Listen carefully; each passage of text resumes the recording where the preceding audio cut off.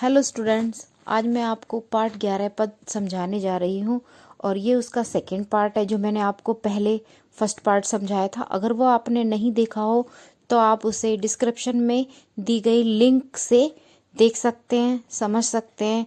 तब भी अगर आपको कुछ चीज़ समझ नहीं आती, आप मुझे कमेंट कर सकते हैं। तो शुरू करते हैं हम अपना दूसरा पद। देखिए बच्चों, अब पार्ट 11 का ही जो दूसरा पद है, यानी कि सेकंड पद, उसमें रसखान जी ने ही श्री कृष्ण के बारे में बताया है।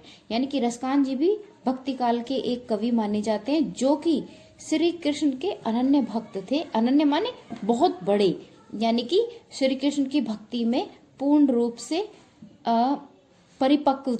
और उनकी 3 रचनाएं बहुत ही प्रसिद्ध है, बहुत ही फेमस है, जिनके बारे में एक है सुजान, एक है रसखान और दान लीला, और तीसरी है प्रेम वाटिका। चलिए छोड़िए, अब कवि परिचय तो हो चुका। अब मैं आपको रसखान जी के पद के बारे में बताती हूँ कि वो श्री कृष्ण की भक्ति को किस प्रकार से देखते हैं और किस प्रकार से उसमें मोहित होकर इन पदों की रचना करते हैं, यानी कि लिखते हैं।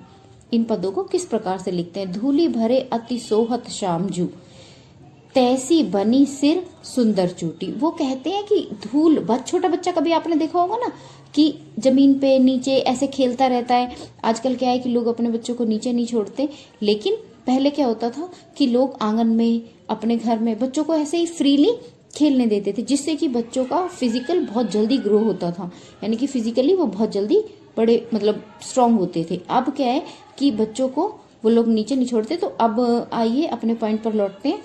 तो उसमें क्या कहते हैं कि धूली भरे अति सोहत श्यामजू, कहते हैं कि धूल से भरे हुए, यानी कि मिट्टी से, धूल मिट्टी से भरे हुए, जो भरे हुए यानी कि जगह जगह उनके मिट्टी लगी हुई है, उसके भगवान श्री कृष्ण इतने अच्छे लग रहे हैं।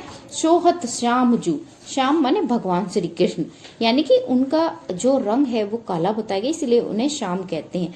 और वैसे ही उनके सिर पर सुंदर चोटी बनी हुई है, छोटी सी बच्चों की चोटी बना देते हैं, उनके बाल जैसे बड़े होते हैं, एक बीच में एक लाइक पॉनी बना देते हैं। तो ऐसे ही वो बहुत सुंदर लग रहे। खेलत खात फिर अंगना, और फिर उसके बाद भगवान श्री कृष्ण क्या करते हैं कि खेलते हैं, मक्खन खाते हुए अपने आंगन में ऐसे ही घूमते रहते हैं। और पग पैंजनी बाजत, और उनके पैरों में पायल, पैंजनी यानी कि पायल बज रही है और बजती है।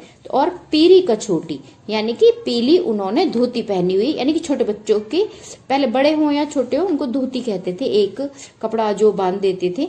अब वा छवि को रसखान विलोकत, वारत काम कला निधि कोटि। उस छवि को, यानी कि उस मोहक रूप को, यानी कि उस सुंदर रूप को देखने के लिए रसखान कवि क्या कहते हैं कि बिलोकत, यानी कि उसको देखते ही रह जाते हैं, उसको देखना चाहते हैं बार बार उस रूप को। और उस पर हमारे जो यानी कि सुंदरता के जो देवता हैं, कामदेव, उस पर भी करोड़ों मतलब अपने हर चीज न्यौछावर कर देने के लिए तैयार है। वारत यानी कि वारी वारी जाते हैं, न्यौछावर कर देते हैं अपनी कला को उनके ऊपर। काग के भाग कहा कहियो, हरि हाथ सो ले गयो माखन रोटी। तो इसमें बच्चों आपने देखा होगा, कोआ देखा होगा, तो यानी कि उस कोए के बारे में बताया गया है कि वो कृष्ण जब छोटे थे तो उनके हाथ से मक्खन की रोटी खा रहे थे, तो वो हाथ से छीनकर रोटी ले जाता है। तो यानी कि रसखान जी उन कुएं के बारे में कहते हैं कि उस कुएं के भाग, यानी कि भाग्य कितने अच्छे हैं जो भगवान के हाथ को छू कर आ गया है, यानी कि भगवान के हाथ को उन्होंने छुआ है। तो अब उसमें क्या कहते हैं वो कि हरि हाथ सो ले गए मक्खन, अब उनके हाथ से वो मक्खन भरी रोटी ले गया। इसे पढ़ने के बाद, इसे समझाने के बाद बच्चों, अगर आपको कुछ समझ नहीं आया हो तो आप मुझे कमेंट करके पूछ सकते हैं। आप किसी एक पर्टिकुलर शब्द के बारे में भी मुझसे जान सकते हैं कि इसका मीनिंग क्या होता है। मैं आपको दोबारा से फिर से बता दूंगी उसके बारे में। Okay, thank you.